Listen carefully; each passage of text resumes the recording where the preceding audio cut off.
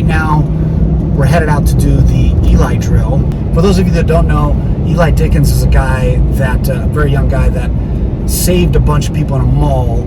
Some crazed person went into a mall with a rifle and tried to burn a bunch of people down, and he stopped them. He shot 10 rounds at 40 yards, got 8 hits, and stopped the guy from burning a bunch of people up. I think I kind of have an advantage in a sense because I've already been shot at. I've been in a lethal force scenario. It wasn't fun. But since then, I'd no longer carry a subcompact or a compact pistol like a Glock 19 or even a duty-sized weapon like a Glock 17. I carry a competition pistol like a Glock 34. And right now, I'm testing a Staccato XL, which is it's 5.5-inch barrel. It's a very big 2011 9mm platform, kind of like a 1911. I can shoot it really, really fast, and it's very, very accurate. So that's what I'm going to do this drill with.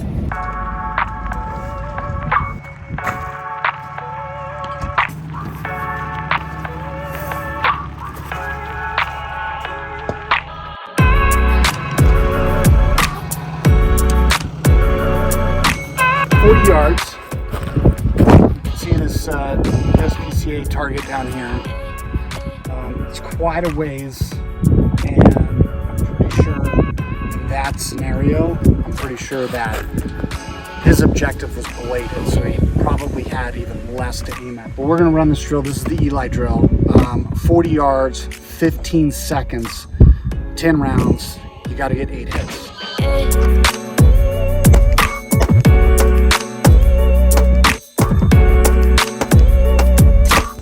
Alright, let's see how we did. 1, 2, 3, 4, 5, 6, 7, 8, 9, 10. And we did it in 77.61. So that's about half, but I'm in the middle of the desert. I'm not in a shopping mall. I have hearing protection. I'm not witnessing people getting burned down, so I have an advantage over that specific scenario. But I think this is a good drill to run. It focuses on bounce, speed, and accuracy from quite a distance. FBI will tell you 90% of lethal force scenarios happen at 7 yards. Of those, 90% happen within 5. Of those, 90% happen within 3. But there are certain scenarios that require quite a bit of accuracy, especially if it's a counter ambush scenario where you're able to capitalize on an opportunity to preserve life. Only hits matter. I'm gonna run this drill like 4 or 5 more times, see how quick I can do it. I usually carry a Glock 34, but I've been messing with staccatos. I have a Staccato XL that I can carry. I've got Tier 1 concealed holsters, and they make great stuff, so I'm able to conceal it, as you can see, without any printing or anything like that. So now, I'm going to run the same drill with the Staccato XC with SRO. So this one is comped, so my follow-up shots will be quite a bit quicker. Let's see how we do.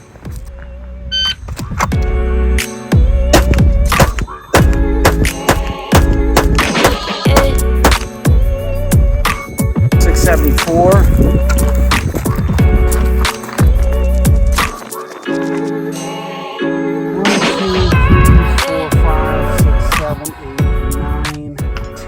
So I got all 10 hits. I got 3 alphas.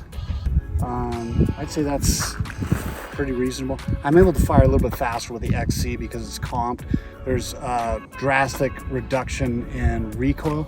It does have its pros and cons. So at full extension, you're able to fire it a lot faster. If you're going to fire it through a windshield, you better have a mask on because you're going to get glass all over yourself. Hopefully that never happens because cars don't run out of bullets. You could just solve the problem by hitting the gas.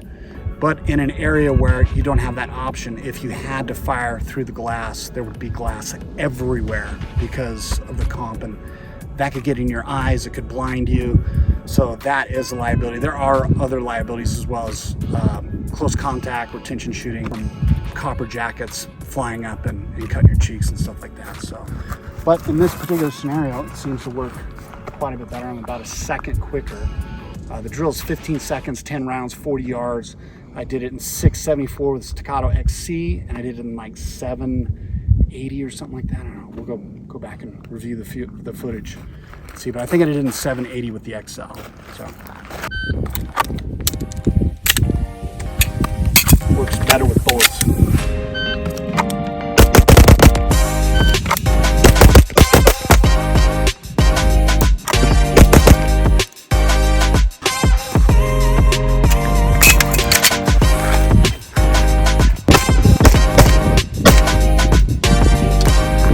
Yard zero, pulled a couple of them. That's right where I need to be at 26 yards. Significance of 26 yards, you can Google that and find out. So that went pretty well.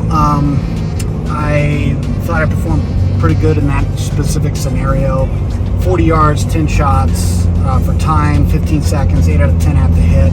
I am running a gun that kind of caters to that drill. It does take a little bit longer to get it out of holster because it is a little bit heavier, but the groups are very, very tight with this platform in comparison to other platforms.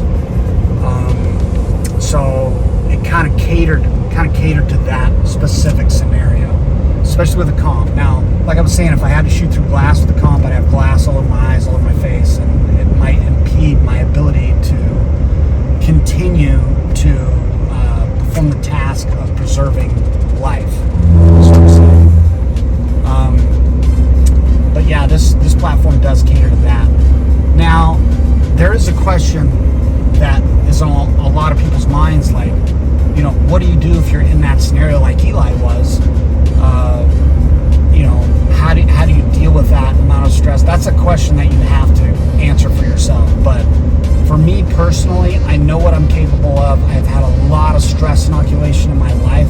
Been on fire 4 or 5 times in motorsports accidents. I've been shot at, you know, and all of I've had a lot of training, a lot of firearms training, force-on-force training, and a lot of stress associated with motorsports. So that helped me in my particular incident.